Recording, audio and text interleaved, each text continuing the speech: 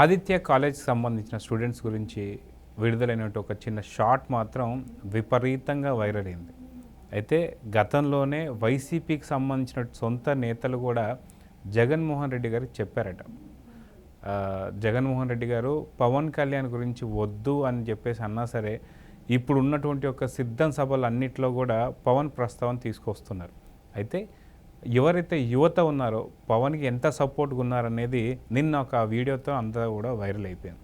అయితే ఈ ఇష్యూ పైన మనతో మాట్లాడడానికి పొలిటికల్ అనలిస్ట్ కనకదుర్గ మేడం గారు ఉన్నారు. వారిని అడిగి తెలుసుకుందాం. మేడం నమస్తే. నమస్తే. అయితే ఇప్పటిదాకా పవన్ కళ్యాణ్ గురించి మాట్లాడటానికి ఎటువంటి పాయింట్స్ లేక జగన్ వచ్చేసి ప్రతిసారి పెళ్ళిళ్ళ ప్రస్తావన, 4వ పెళ్ళి అని చెప్పి అదని ఇదని కార్లు మార్చినట్టుగా పిల్లలు మార్చేస్తాడని ఎన్నిసార్లు చెప్పినా సరే ఇదే విధంగా వెళ్తున్నాడు అంటే ఖచ్చితంగా ప్రజల్లో చాలా వరకు అర్థమైపోయింది పాయింట్స్ ఇంకేం లేవు అని చెప్పేసి. అయితే యువతలో దీన్ని తిరగబడ్డారు ఎవరైతే కాలేజ్ ప్రజలు.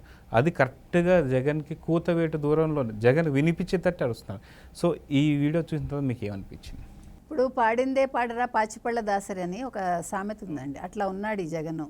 ఇప్పుడు ఇంకేమీ మాట్లాడటానికి ఆయన దగ్గర లేవు. తెల్లారు లేస్తే చంద్రబాబుని తిడతాడు ఆయన, తెల్లారు లేస్తే పవన్ కళ్యాణ్ తిడతాడు, వ్యక్తిగతం తీసుకొస్తాడు, వ్యక్తిగతం తీసుకురాకూడదు. హీజ్ ఏ ముఖ్యమంత్రి, he's a CM of AP, అది మర్చిపోతున్నాడు ఆయన. దిగజారుడు రాజకీయాలు అంటాం చూడండి, అట్లాంటి వాటికి పాల్పడుతున్నాడు ఆయన. ఇప్పుడు ప్రజలు వేవ్ ఎటుందో ఆయనకు అర్థమయ్యి నువ్వు సభలకు వచ్చినప్పుడు నువ్వు తిట్టు, కానీ మర్యాదగా ఏదైనా మాట్లాడచ్చు కదా. ఇప్పుడు ఎదుటి వ్యక్తి ఇది చేయలేదు అని చెప్పు చూద్దాం. లేదు ఏం చేశాడు, 175 నియోజకవర్గాలు ఉన్నాయి, ఇట్లా పనికిమాలిన మాటలు ఎందుకు అవి? పోనీ అవన్నీ వదిలేసి ఆయన భార్యల గురించి నీకెందుకు? నువ్వు దగ్గరుండి పెళ్ళిళ్ళు చేయించావా, లేకపోతే నువ్వేనా పురోహితుడివా? నీకు సంబంధం ఉందా అది?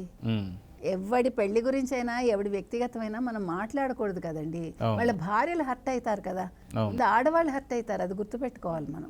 వాళ్ళ ఇష్టం అది. ఆయన పెళ్లి చేసుకున్నారా, ఆయన వదిలేశారా, వాళ్ళకి ఇష్టమైందా ఇష్టం లేదా, this is none of our business అండి. ఎస్పెషల్లీ ఒక ముఖ్యమంత్రి స్థాయి మనిషి అట్లా మాట్లాడకూడదు. కానీ ఆయనకి ఇంకా మేమంతా సిద్ధం సభల్లో ఇంకేమీ దొరకలేదు. మీరు చెప్పినట్టుగా ఎప్పుడు చూసినా పవన్ కళ్యాణ్కి 3 భార్యలు, నీకు ఇష్టమైంది నువ్వు కూడా చేసుకో, ఎవడొద్దన్నాడు? ఇప్పుడు నీ బాధ అదా? నీ గురించి కూడా రూమర్స్ ఉన్నాయి కదా, ఎవడైనా మాట్లాడుతున్నాడు, అవసరమే ఉంది. నువ్వు ఎవరితో అయినా తిరుగు, నువ్వు ఎలాగైనా ఉండదు, దట్ ఈస్ యువర్ వ్యక్తిగతం, మనకు అనవసరం అది. ప్రజలు నీ వ్యక్తిగతం చూడటల్లా, నువ్వు ఏం చేస్తావు, ప్రజలకి నువ్వు చేసే అభివృద్ధి ఏంటి, ప్రజలకు నువ్వు ఇచ్చిన హామీలు నిలబెట్టుకుంటున్నావా లేదా, ఇదొక్కటే వాళ్ళు గమనిస్తారు. ఇప్పుడు పవన్ కళ్యాణ్ ఎందుకు ఇంత అభిమానిస్తారు అలా అనుకున్నప్పుడు? పవన్ కళ్యాణ్ 3 పెళ్ళిళ్ళు చేసుకున్నాడయ్యా, చేసుకుంటే ప్రజలు అభిమానించారు కదా. నిన్న అందుకు తార్కాణ నిన్న మనకు ఆ సభే ఏది, ఆదిత్య స్కూల్ పిల్లలు ఏం మాట్లాడుతున్నారు వాళ్ళు, బాబులకే బాబు కళ్యాణ్ బాబు మీరు అంటే నీకు సిగ్గులేదా? నువ్వు బాబువే కాదు, నువ్వు పనికిరావు అనే కదా చెప్తున్నారు. డౌన్ సీఎం అంటున్నారు. నువ్వు అసలు ఎందుకు వాళ్ళని పిలుచుకుని వచ్చావు? వాళ్ళకి అటెండెన్స్ వేయనని బెదిరిస్తేనే కదా వాళ్ళు వచ్చారు. వాళ్ళు ఊరికే వస్తారా ఎండలో పడి, క్లాసులు మానేసి? వాళ్ళ తల్లిదండ్రులు ఈ సభకి తీసుకొచ్చినట్టు వాళ్ళ తల్లిదండ్రుల దగ్గర పర్మిషన్ తీసుకున్నారా వీళ్ళు? అసలు ముందు అది కూడా ఆలోచించాలి మనం. ఇప్పుడు నా పిల్లని నేను బయటికి పంపించాలంటే స్కూల్ అవర్స్లో నేను స్కూల్కి పంపిస్తానండి, కాలేజీకి పంపిస్తానండి, but they have to inform us. School యాజమాన్యం పిల్లల తల్లిదండ్రులకి ఇన్ఫార్మ్ చేయాలి. అది చేశారా లేదా, ఇది కూడా మనం కేసు పెట్టచ్చు. మీకు తెలుసా, ఈ విషయం మీద కూడా మనం ప్రశ్నించవచ్చు. ఒక తల్లిగా తండ్రిగా మాకు అడిగే హక్కు ఉంటుంది కదా. మీరు ఇన్ఫార్మ్ చేసి తీసుకెళ్లారా, యాజమాన్యం ఎలా పంపించింది? ఇప్పుడు ప్రాణం పోతుందంటే పంపించమంటారు, ఇట్లా పనికిమాల సభలకు పంపిస్తారా వీళ్ళ పిల్లల్ని ఎండలో పడి? ఆ పిల్లలకి ఏదైనా అయితే ఎవరు రెస్పాన్సిబిలిటీ? రేపొద్దున వడదెబ్బ తగులుతుంది. ఇవన్నీ కూడా ఉన్నాయి కదండి. సరే, ఇవన్నీ పక్కకు పెడితే పవన్ కళ్యాణ్ విషయంలో ఆయనకి ఎంత పాపులారిటీ ఉందో ఇదొక మచ్చుతునక, అంతే.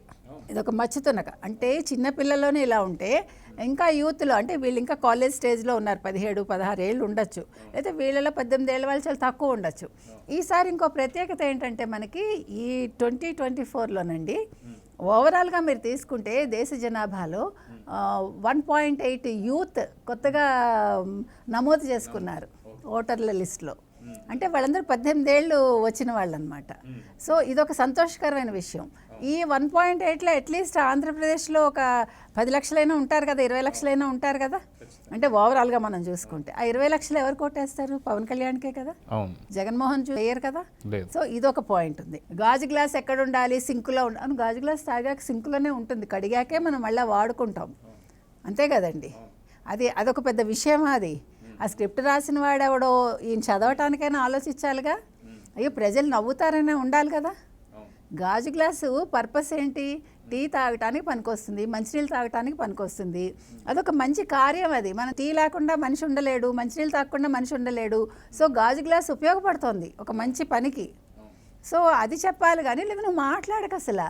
గాజు గ్లాస్ సింక్లో ఉండాలి, అది కామన్ సెన్స్. అది అంటే దీన్ని బట్టి ఏపీలో ప్రజలు కూడా కొంతమంది ఏమంటున్నారంటే రెక్కల విరిగిన ఫ్యాన్ ఎక్కడ ఉండాలి? సామాన్లు అమ్ముకుంటాడు, స్క్రాప్ షాప్లో ఉంటుంది అది, అంతే కదా. మరి ఆ మాటకు వస్తే అంటే ఇప్పుడు ఫ్యాన్ ఎలా తిరుగుతుందండి? కరెంట్ తీసేస్తుంటే. ఇంకొక పెద్ద విషయం మనం ఆలోచించాలి. ఇప్పుడు ఆయన భద్రత కోసం కరెంట్ తీసేస్తుంటే ఫ్యాన్ తిరుగుతుందా? అది కూడా మనం ఆలోచించాలా. దీని మీద ఇంకోటి కూడా అంటున్నారు అనమాట, పవర్ స్టార్ పవన్ కళ్యాణ్ అక్కడ పవర్ ఉంది, పవర్ లేనిది ఫ్యాన్ ఎందుకు? అదే, ఇక్కడ పవర్ లేదు, ఫ్యాన్ తిరగదు. అక్కడ పవర్ ఉంది, గాజు గ్లాస్ కూడా టీ ఇస్తుంది. ఎందుకంటే పవర్ ఉన్నప్పుడు టీ పెట్టుకోవటానికి మీకు ఎలక్ట్రిక్ స్టవ్ పనికొస్తాయి కదా, రోడ్డు మీదనే అంటే వెళ్ళిన చోటల్లో పెట్టుకోవటానికి పనికొస్తుంది. సో ఆ రకంగా కూడా మనకు గాజు గ్లాస్ ఉపయోగపడుతుంది. సో ఎలా చూసుకున్నా ఈసారి పవన్ కళ్యాణ్కి వేవ్ బాగుందండి. పవన్ వేవ్ ఉంది, అది తట్టుకోలేకపోతున్నారు ఆయన. అందులో 1,00,000 మెజారిటీ అన్నారు ఆయన. ఆ 1,00,000 మెజారిటీ రాకుండా చేయటానికి ఎన్ని రకాలుగా కుట్రలు పన్నాలో వీళ్ళు పన్నుతున్నారు. వంగా గీత ఆవిడ తిరగలేకపోతుంది, ఆవిడకి ప్రజల్లోంచి కూడా వ్యతిరేకత వస్తుంది. అది ఆవిడకే అర్థమైంది. అది ఇప్పుడు నేను 5 ఏళ్ళు నియోజకవర్గంలో ఉన్నాను అంటే, ఇప్పుడు మీరు అసలు ఏ మినిస్టర్నైనా చెప్పండి, 5 ఏళ్లలో ఏ మినిస్టర్ అయినా వాళ్ళ నియోజకవర్గాలకు వెళ్ళి ఏమైనా పనులు చేశారా? వాళ్ళ శాఖలు ఏంటో వాళ్ళకి తెలుసా? వాళ్ళు అసలు వాటికి సంబంధించి ఏమైనా ఒక ప్రాజెక్ట్ తీసుకొచ్చారా? వాళ్ళ శాఖలకు సంబంధించి ఒక అభివృద్ధి కార్యక్రమం చేశారా? ఏదైనా ఒక ప్రారంభోత్సవాలు కొత్తగా చేశారా? ఈ 5 ఏళ్లలో ఏం చేశారు? స్తబ్దుగా పడున్నారు కానీ, అవునా కాదు?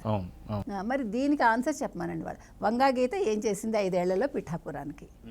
పిఠాపురం ప్రజలు వెళ్ళి అడగండి అంటే నువ్వు అడగాలి, మేం కాదు. ఆవిడ చెప్తున్నది అది. ఇప్పుడు మీరు ఏ మినిస్టర్ని తీసుకున్నా, అంబటి రాంబాబు ఆయన ఏం చేస్తాడు? డ్యాన్స్ చేస్తాడు, పిచ్చి మాటలు మాట్లాడతాడు. ఆయన ఒక విదూషకుడే మన దృష్టిలో.